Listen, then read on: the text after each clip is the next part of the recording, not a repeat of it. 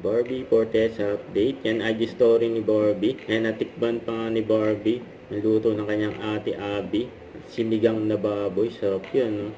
Saka ito pa nga, binida pa nga ni Barbie sapatos niya. Pares na sila ng sapatos ni Taylor Swift. Yun, no? Idol talaga ni Barbie yan si Taylor Swift.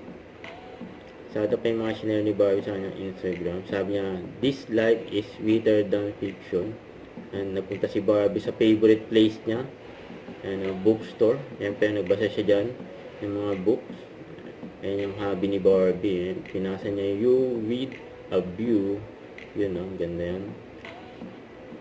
Saka ito pa.